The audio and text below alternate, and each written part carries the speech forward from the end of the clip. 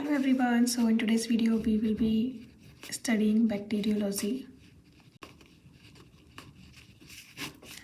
This is very high yield topic from microbiology, and to be honest, before watching this video from YouTube, even I was very scared of micro, and this is one of the subject which I hated the most throughout my second year. Without wasting any time, let's begin it. Okay, so I have watched this video from Dr. Priyanka Sachdeva ma'am, and she is such a great teacher and she made me fall in love with the subject. So let's begin it. Okay, so I also want to tell you that initial 10 minutes of this video are going to be so boring because you have to remember and memorize a lot of names and mnemonics of bacteria. But uske baad no rectification at all. Okay, so first of all, to identify the bacteria, whether they are gram positive or gram negative, we use a stain. उसके बाद जो violet color के bacteria होते हैं, they are gram positive, and जो pink या reddish color के हमें मिलते हैं, they are considered as gram negative bacteria. अब based on their shape, both gram positive and gram negative, they are divided into spherical and rod shaped. तो जो spherical shaped होते हैं उनको हम कहते हैं कोकाइज. तो ये होंगे ग्राम positive cocci and also gram negative cocci. Okay, तो दूसरे इनकी शेप के बिहाफ पे ये होते हैं rod shaped, and rod shaped bacterias are called bacilli. So there are also gram positive bacilli and gram negative bacilli. So let's move further. So gram positive cocci means कि जो violet colour के भी हमें stand पे मिल रहे हैं and their shape is spherical as you can see, ऐसे याद रख सकते हैं. Then there is gram negative cocci. Gram negative cocci के अंदर the mnemonic is NM, Neisseria and Moraxella. These are gram negative cocci. Okay, and gram positive cocci के अंदर the mnemonic is ABCDL, which is Actinomyces, Bacillus, Clostridium, Diphtheria and L4 Listeria.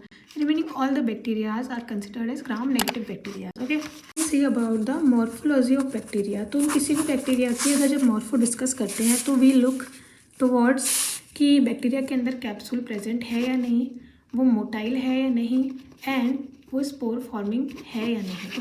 Capsule केवल 9 bacterias के अंदर present होता है and there mnemonic is पैकी B MCB.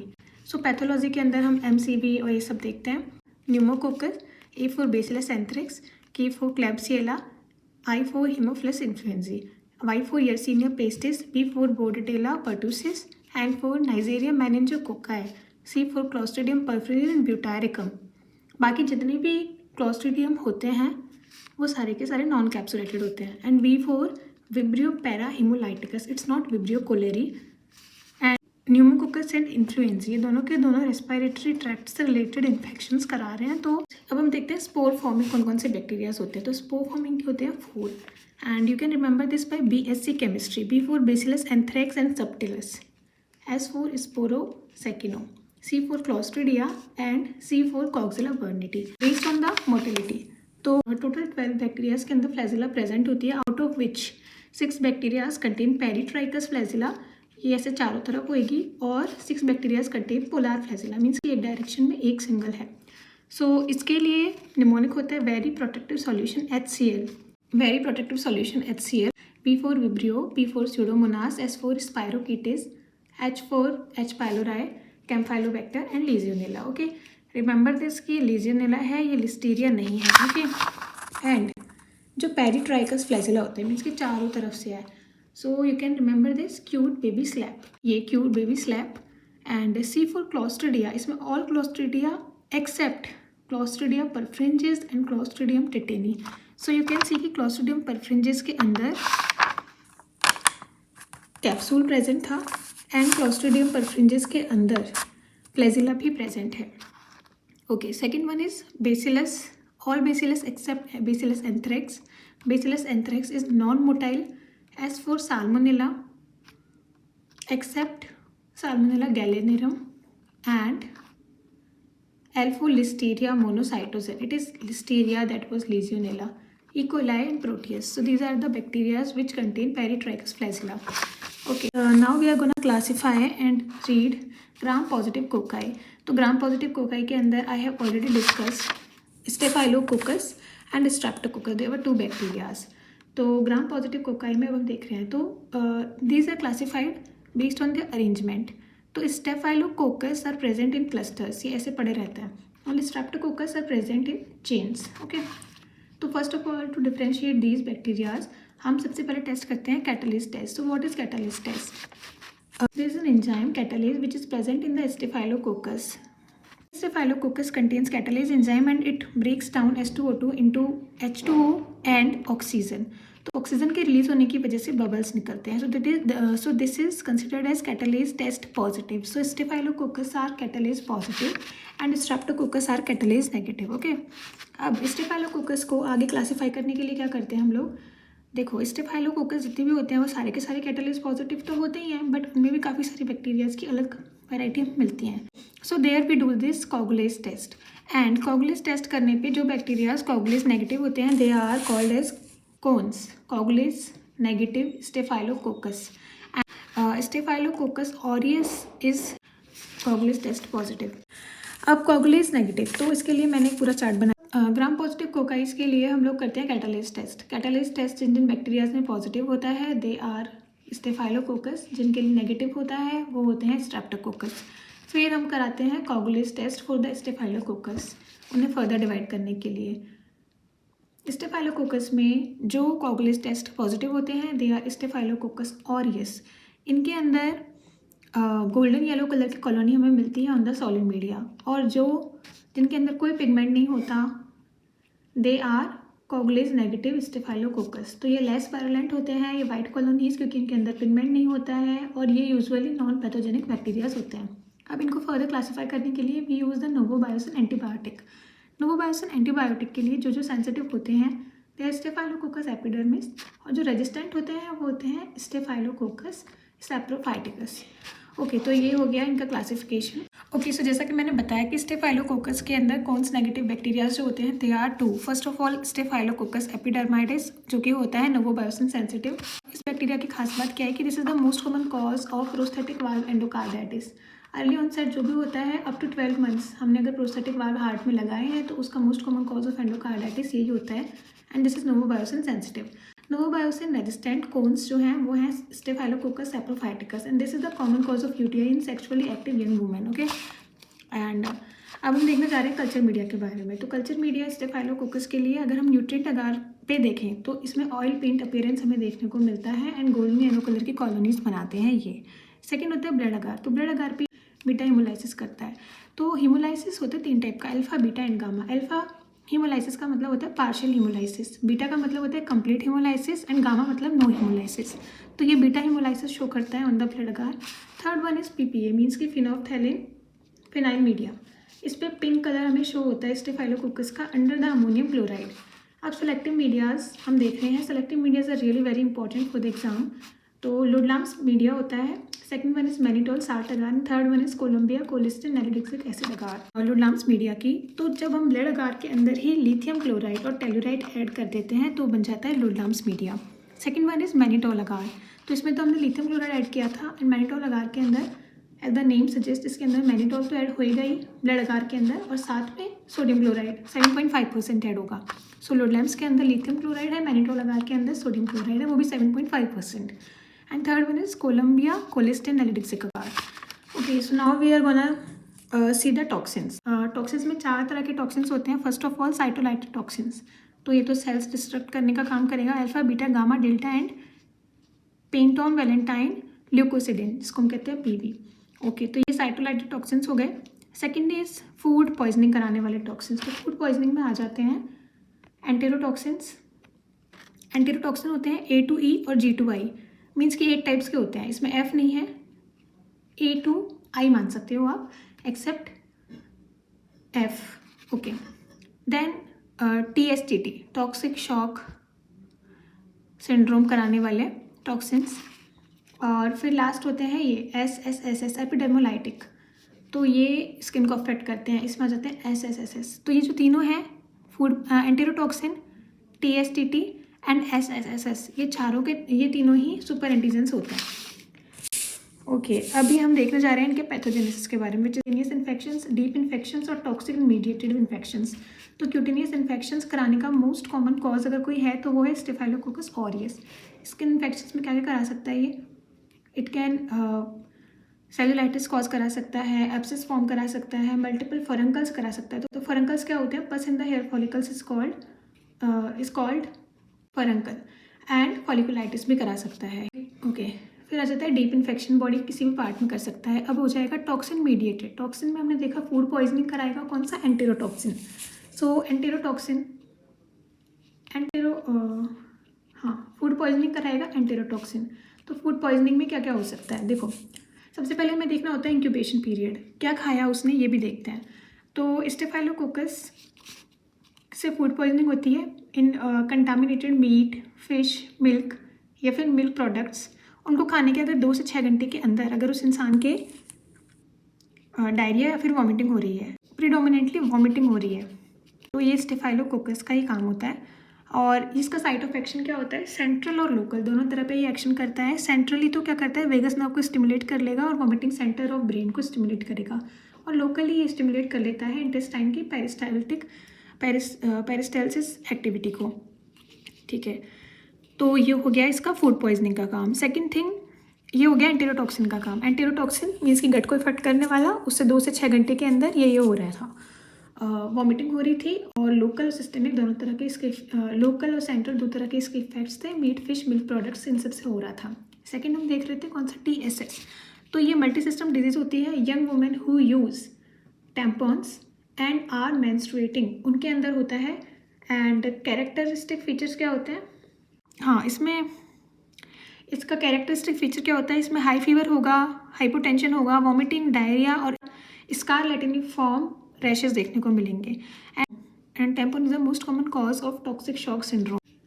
एपिडर्मोलाइटिक toxins थे तीसरे नंबर के, जिससे क्या होता है? स्टेफाइलोकोकल स्कार्लेड स्किन सिंड्रोम होता है। Outer layer of epidermis is separated from the underlying tissues and this is exfoliative disease. ठीक है, तो इतना ही था इसके अंदर। अब लास्ट चीज़ जो हम स्टेफाइलोकोकस के बारे में पढ़ रहे हैं, that is this extra cellular enzymes. तो हमें इतना तो पता था ही कि जितने भी स्टेफाइलोकोकस थे ये सारे के सारे कैटालिस पॉजिटिव थे। फिर उसके बाद हमने देखा था कि कॉगुलेज पॉजिटिव कौन कौन से थे? कॉगुलेज पॉजिटिव थे, फिर उसके बाद कॉगुलेज नेगेटिव विच आर कोन्स। तो इसमें एक तो होता है फ्री कॉगुलेज और दूसरा होता है बाउंडेड कॉगुलेज। तो bounded coagulase is a component of the cell wall. तो इसका एग्जामिनेशन हम करते हैं, तो वो जब हम स्लाइड पर टेस्ट करते हैं तो that is called slide test. Slide test में हम क्या देखते हैं? हम बाउंड कॉगुलेज देखते हैं। और अगर फ्री कॉगुलेज, अगर हम यही टेस्ट ट्यूब में करते हैं, सो उसमें हम उस टाइम फ्री कॉगुलेज को देख रहे होते हैं। ये साइटोप्लाज्म में पड़ा रहता है। तो ये हमारे स्टेफाइलोकोकस हो चुका है। अब हम देखेंगे स्ट्रेप्टोकोकस। फिर इन दोनों को करने के बाद में हमारा ग्राम पॉजिटिव कोकाई हो जाएगा। देखो, this is very difficult to classify streptococcus, but फिर भी मैम ने इसे काफ़ी अच्छे से क्लासीफाई किया था। स्ट्रेप्टोकोकस होते हैं ऑक्सीजन रिक्वायरमेंट के बिहाफ पे, ये होते हैं aerobic and facultative anaerobic. Facultative anaerobics bacterias क्या होते हैं? जिनको अगर मौका मिले तो वो एनारोबिक माहौल में भी रह सकते हैं। एंड सेकंड क्या होते हैं? Second category is obligate anaerobics. Obligate anaerobics का मतलब होता है कि ऐसे बैक्टीरियाज जो कुछ भी हो जाए एरोबिक माहौल में रह ही नहीं सकते, उनकी मजबूरी होती है कि वो एनारोबिक एनवायरनमेंट में ही रह सकते हैं। ओके, तो इसमें आ जाता है पेप्टोस्ट्रेप्टोकोकाई। तो हम पढ़ने जा रहे हैं एरोबिक एंड फैकल्टेटिव एनारोबिक्स के बारे में। तो हीमोलाइसिस कराएंगे हम, ब्लेडागार पे कराएंगे। तो 3 तरह से ये डिवाइड हो जाते हैं, alpha, beta and gamma. Alpha haemolysis जो बैक्टीरियाज शो करते हैं मीन्स की पार्शियल हीमोलाइसिस, बीटा मीन्स की complete haemolysis and gamma means की नो हीमोलाइसिस। तो अल्फा हीमोलाइसिस करने वाले ग्रुप को हम बोल रहे हैं विरिडेंस ग्रुप। इसमें आ जाते हैं streptococcus pneumococci and streptococcus viridans. Beta haemolysis show करना मीन्स की कंप्लीट हीमोलाइसिस शो करने वाले में आ जाते हैं हीमोलाइटिक स्ट्रेप्टोकोकाई, और इसको हम क्लासीफाई भी थोड़ी देर में करेंगे। Third one is gamma haemolysis means की नो हीमोलाइसिस एट ऑल। तो इसमें आ जाते हैं एंटेरोकोकाई, इन्हें ग्रुप डी बैक्टीरियाज भी कहते हैं। ओके, तो इसको एंटेरोकोकस ग्रुप बोलेंगे, इसमें एंटेरोकोकस बैक्टीरिया मिलेगा हमें। अल्फा में आ जाते हैं streptococcus pneumococci and streptococcus viridans. ठीक है, अब बीटा के बारे में देखते हैं। तो बीटा में सीरोलॉजिकल ग्रुप होता है। तो फर्स्ट ऑफ ऑल हम इसे सी कार्बोहाइड्रेट एंटीजन के बिहाफ पे डिवाइड करते हैं। तो सी कार्बोहाइड्रेट एंटीजन के बिहाफ पे इसे लेंस फील्ड नाम के एक साइंटिस्ट ने क्लासीफाई किया था 20 ग्रुप्स में। ठीक है, और 20 ग्रुप्स कौन कौन से थे? A to V मान लो पूरा का पूरा, एक्सेप्ट I and J। तो A to H हो गया, एंड आई जे को हटा दो तो फिर K2 भी हो गया। और फिर इन ग्रुप्स में डिवाइड करने के बाद अब ग्रुप पूरे थे, तो ग्रुप ए को अब हम देख रहे हैं, group A Streptococcus, group A को क्या बोलते हैं, स्ट्रेप्टोकोकस पायोजेंस बोलते हैं। फिर उसको फर्दर डिवाइड किया गया एम प्रोटीन के बिहाफ पे। तो मोर देन 100 ग्रिफिथ टाइप्स हैं इनके।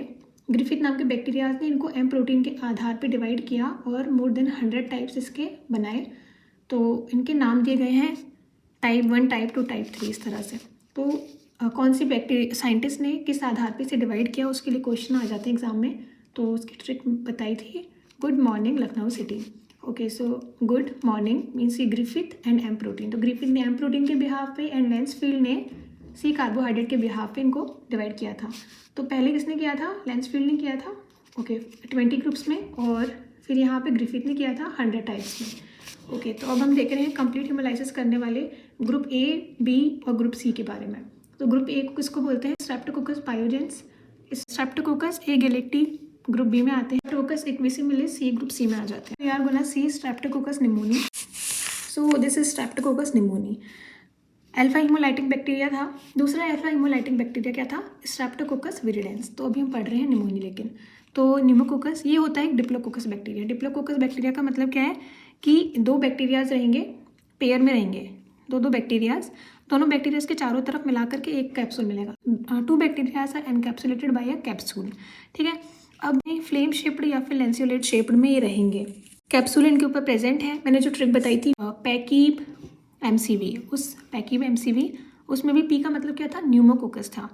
सो दिस इज ये वही बैक्टीरिया है, इसको दूसरा नाम न्यूमोकोकस भी बोलते हैं। ओके, तो कैप्सूल इसमें प्रेजेंट है। इसके भी ना कैप्सूल के बिहाफ पे 95 टाइप्स होते हैं। अब कैप्सूल का डेमोन्स्ट्रेशन कराने के लिए क्या करते हैं, एक तो होता है नेगेटिव स्टेनिंग कराते हैं। तो नेगेटिव स्टेनिंग में जो इसका पीछे का बैकग्राउंड होता है उसको स्टेन करते हैं, तो वो ब्लैक ब्लैक ब्लैक ब्लैक रहता है, उसके ऊपर अपने को बैक्टीरिया दिखता है।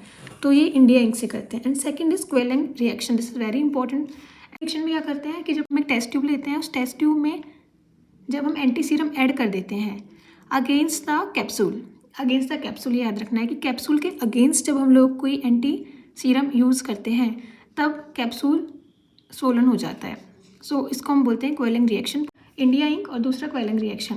Second is blood agar. तो ब्लड अगार अगर हम लोग यूज़ कर रहे हैं तो अगर इसको, अभी हमने पहले देखा था ये अल्फा हीमोलाइटिक बैक्टीरिया है, तो इसको 18 घंटे तक इंक्यूबेट करने के बाद अल्फा हीमोलाइसिस मीन्स कि पार्शियल हीमोलाइसिस करता है। लेकिन अगर इसको फर्दर इंक्यूबेट करेंगे ऑन द ब्लड अगार तो हमें कैरम कॉइन अपीयरेंस या फिर ड्रॉटमांस अपीयरेंस दिखता है। सेंट्रल अम्बोनेशन मतलब ऐसे इस तरह से कुछ कॉलोनीज की बन जाती है। अब आ जाती है इसकी बायोकेमिकल प्रॉपर्टीज़। तो बायोकेमिकल प्रॉपर्टीज़ अगर हम देखें तो इसकी ट्रिक थी bank of India, B for bile solubility, optochin sensitivity and inulin fermentation. ये तीनों काम ये कराने का काम करता है, ठीक है।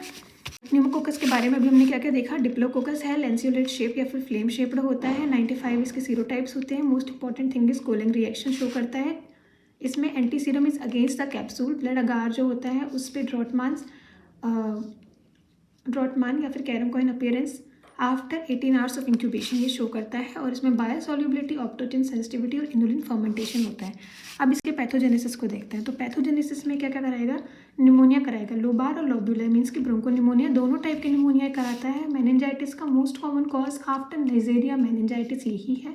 First most common cause of meningitis अगर कोई पूछे तो इसका नाम लेना है नाइजेरिया मेनिंजाइटिस का। But second most common cause is pneumococcus. Other में क्या क्या करा सकते हैं और उसके अलावा भी कुछ करा सकते हैं। Okay, now we are gonna study this streptococcus viridans. Streptococcus viridans के बारे में बात करें तो इसमें बस इतना याद रखना, ये डेंटल कैरीज कराता है। और डेंटल कैरीज के बाद में अगर एंडोकार्डाइटिस होता है तो इसके कारण होता है। सब एक्यूट एंडोकार्डाइटिस कराने में योगदान है इसका। और ये लॉन्ग चेन्स में रहता है, चेन्स में रहेगा। और इसमें कैप्सूल एब्सेंट होता है जबकि न्यूमोकोकस में प्रेजेंट था। अपॉर्चुनिस्टिक इन्फेक्शन कराने का काम करता है। इसी के अंदर स्ट्रेप्टोकोकस म्यूटेंस भी आता है। Immuno compromise HIV positive people और स्टेरॉइड लेने वाले लोगों में इन्फेक्शन कराता है। ओके, तो हमने पढ़ लिया अल्फा ग्रुप, अल्फा हीमोलाइटिक वाले ग्रुप में हमने पढ़ लिया न्यूमोकोकस और उसके अलावा स्ट्रेप्टोकोकस विरिडेंस। अब हम देखने जा रहे हैं गामा वाला ग्रुप। गामा हीमोलाइसिस मीन्स कि जिसमें कोई हीमोलाइसिस नहीं होता, तो इन्हें ग्रुप डी भी कहते हैं। स्पेक्टिकल शेप्ड अपीयरेंस होता है। अब इसमें क्या होता है कि बहुत ही ज़्यादा एक्सट्रीम कंडीशन जैसे कि 6.5% NaCl, 40% बाइल, 9.6 की अगर pH रहेगी तभी भी ये ज़िंदा रह सकते हैं और हीट रेजिस्टेंट होते हैं कब तक, अगर 60 डिग्री सेल्सियस का एनवायरनमेंट इनको 30 मिनट्स तक दिया जाए तो भी ये सर्वाइव कर जाते हैं। और इसके अलावा इनमें बाइल एस्क्यूलिन हाइड्रोलाइसिस टेस्ट पॉजिटिव होता है, उसमें ये ब्राउन कलर की कॉलोनी शो करते हैं। तो तेरे को कहीं बस इतना याद रखने का है। Last but not the least we are gonna see streptococcus pyogenes. Streptococcus pyogenes अब हम क्या पढ़ने जा रहे हैं, हम पढ़ रहे हैं बीटा हिमोलाइसिस वाले bacteria. So this is very important. इसमें हमने पहले देखा था कि 20 ग्रुप्स होते हैं जिन्हें डिवाइड किसने किया था, लेंसफील्ड ने। फिर उसके बाद होते हैं 100 टाइप्स जो कि ग्रिफिथ ने एम प्रोटीन के बिहाफ पे डिवाइड किए थे। तो पहले हम देख रहे हैं group A based on the carbohydrate. Pyogenes beta haemolysis show करता है। इसके लिए अब सेलेक्टिव मीडिया क्या क्या होते हैं। सेलेक्टिव मीडिया होता है, सेलेक्टिव मीडिया हर किसी के लिए याद रखने होते हैं। तो इसका सेलेक्टिव मीडिया है crystal violet blood agar and second is PNF media. PNF media का मतलब क्या है, ब्लड अगार के अंदर ही हम लोगों ने polymyxin B, N4 neomycin, F4 fusidic acid add कर दिया है। अब इसमें हमें ट्रांसपोर्ट मीडिया की भी जरूरत पड़ती है। Transport media for Streptococcus pyogenes Pikes media, P4 pyogenes, P4 Pikes media. देख रहे हैं कल्चर कैरेक्टर्स क्या क्या होते हैं। तो कल्चर्स में अब क्योंकि ये स्ट्रेप्टोकोकस है तो कैटालिस्ट टेस्ट तो नेगेटिव ही होना है। स्टेफाइलोकोकस से डिफ्रेंशिएट करने के लिए हमें टेस्ट कराते थे। इसमें क्या मिलता है, PYR टेस्ट पॉजिटिव होता है, उसमें ये पिंक कलर शो करता है। बेसिट्रेशन सेंसिटिविटी ये बहुत ज़्यादा ज़रूरी है। बेसिट्रेशन सेंसिटिविटी जो होती है वो सिर्फ और सिर्फ टाइप ए में प्रेजेंट होती है। बाकी जितने भी ग्रुप बी, बाकी जितने भी बीटा हिमोलाइटिक बैक्टीरियाज थे वो सारे के सारे बेसिट्रेशन के लिए रेजिस्टेंट होते हैं। बेसिट्रेशन क्या है, एक एंटीबायोटिक है। ओके, अब इसके टॉक्सिन्स देख लेते हैं। टॉक्सिन्स होते हैं एक तो इसके हीमोलाइसिन जो कि ब्लड सेल्स को रप्चर कर देते हैं, इसमें आ जाते हैं streptolysin O, streptolysin S। And second होता है pyrogenic. Pyrogenic as a name suggest fever inducing होते हैं और इसमें आ जाते हैं SPABC। ये सुपर एंटीजेंस होते हैं एरिथ्रोजेनिक, इनकी वजह से वैसोडाइलेटेशन ऑफ बॉडी हो जाता है और बॉडी रेडिश की हो जाती है, तो एरिथमा टाइप हो जाता है। स्कारलेट फीवर कराता है ये। टंग की भी जब भी वैसोडाइलेटेशन करा देता है तो वहाँ पे स्ट्रॉबेरी टंग फॉर्मेशन हो जाता है, तो पेशेंट की स्ट्रॉबेरी टंग हो जाएगी। और नेक्रोटाइजिंग फेशियाइटिस भी कराता है, टॉक्सिक शॉक सिंड्रोम भी कराता है। अब इसके टॉक्सिक शॉक सिंड्रोम में और स्टेफाइलोकोकस के टॉक्सिक शॉक सिंड्रोम में क्या डिफरेंस है, वो मेंस्ट्रुएटिंग फीमेल्स टैम्पॉन्स, अगर किसी क्वेश्चन में ये लिखा हुआ रहा है तब स्टेफाइलोकोकस होगा, जबकि इसमें कुछ ऐसा स्पेसिफिक नहीं है। ओके, डिक टेस्ट पॉजिटिव होता है। डिक टेस्ट क्या होता है, दिस इज इंट्राडर्मल टेस्ट। इसमें हम SPE को इंट्राडर्मली इंजेक्ट करते हैं, उसके बाद अगर उस पार्ट में एरिथमा हो रहा है so that is called Dick test positive. अब मान लीजिए अगर किसी पेशेंट के अंदर एरिथमा हो रखा है तो हम उसी पेशेंट के अंदर अब एंटीटॉक्सिन इंजेक्ट करेंगे तो रिवर्सल ऑफ एरिथमा हो जाता है। This is called Schultz Charlton test. अब इसके पैथोजेनेसिस देखना बहुत ज़रूरी है।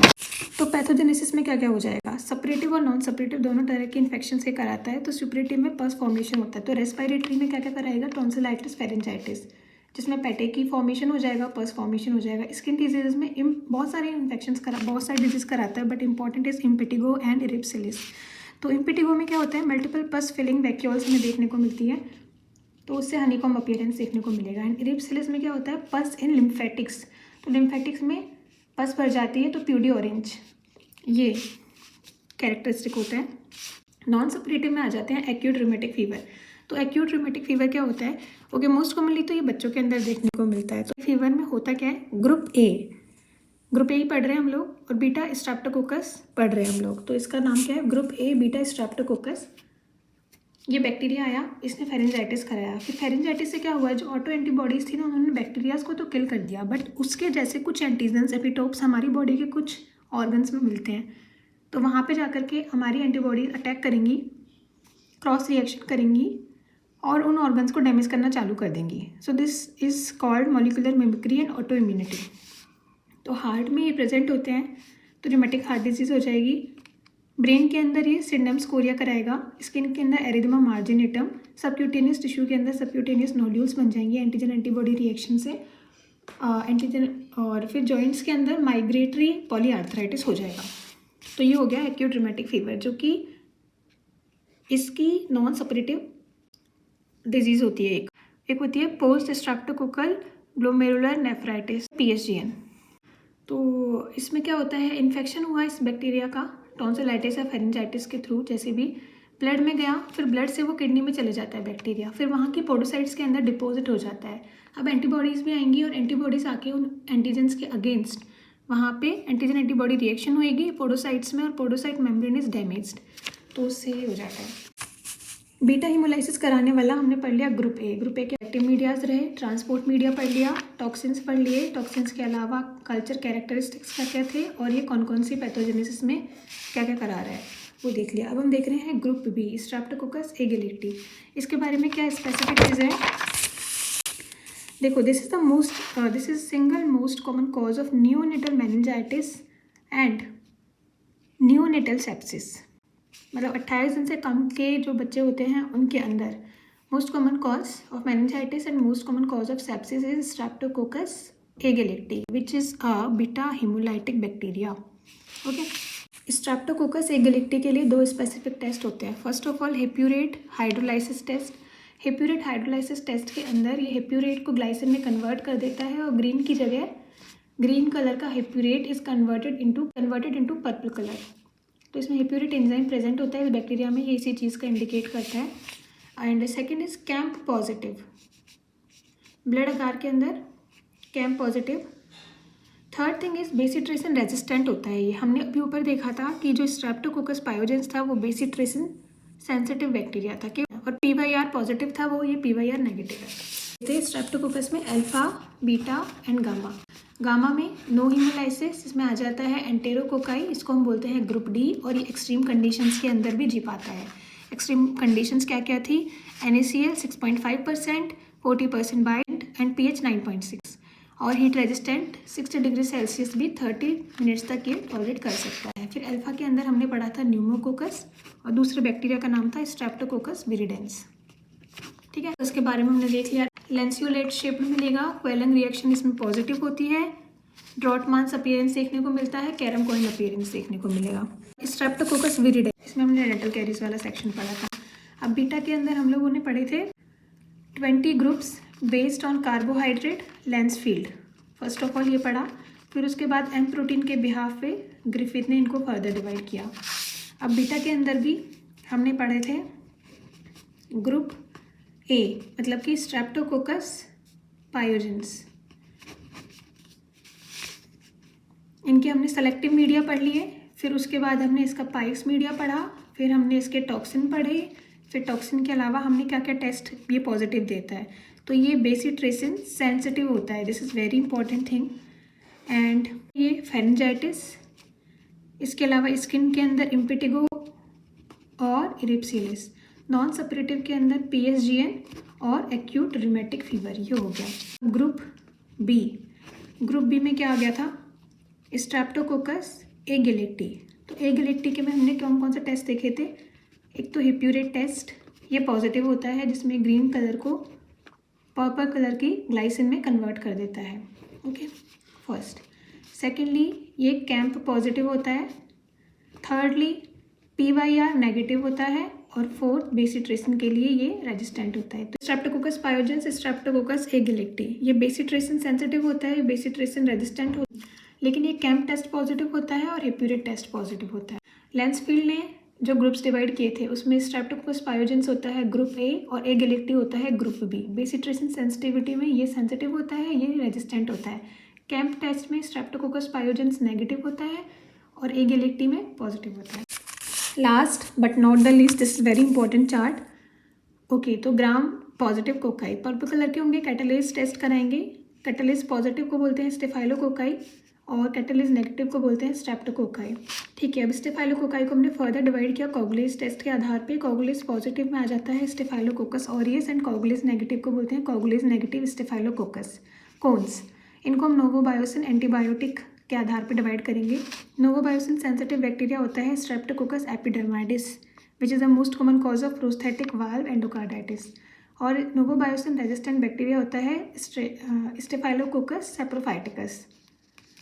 ओके, अब हम देख रहे हैं स्ट्रेप्टोकोकस बैक्टीरियाज को। तो स्ट्रेप्टोकोकस को हम डिवाइड करते हैं हिमोलाइसिस में, alpha, beta and gamma. Alpha bacterias में आ जाता है न्यूमोकोकस, जिसमें BOI मीन्स की bile solubility, optochin sensitivity and inulin का फर्मेंटेशन कराने की कैपेसिटी हो जाती है। बीटा के अंदर आ जाते हैं ग्रुप ए, ग्रुप बी। तो ग्रुप ए में आ जाता है स्ट्रेप्टोकोकस पायोजेंस जो कि बेसिट्रेशन सेंसिटिव होता है, और ग्रुप बी इसमें आ जाता है स्ट्रेप्टोकोकस एगिलिटी जो कि कैम्प टेस्ट पॉजिटिव होता है, एप्यूरेट हाइड्रोलाइसिस कराता है, और ये होता है streptococcus agalactiae. And gamma haemolysis कराने वाले बैक्टीरियाज को बोलते हैं enterococci. Extreme conditions like 6.5% NaCl, 40% bile, pH 9.6 इनमें भी रह सकते हैं और बाइल स्क्यूलिन हाइड्रोलाइसिस करा सकते हैं। अच्छा, एक चीज़ I forgot to mention, staphylococcus bacterias 3-4 तरह के टॉक्सिन्स प्रोड्यूस करता है। तो उनमें जब ये SSSS कराता है जिसमें epidermis is separated from the underlying tissue, तो एक्सफोलिएटिंग स्किन डिजीज होती है, इसको हम बोलते हैं निकोल्स की sign. That was all about this video, I hope you liked it. अगर इस वीडियो ने आपको थोड़ा बहुत भी इंटरेस्ट दिया हो माइक्रो के अंदर, so don't forget to subscribe this channel. Thank you so much.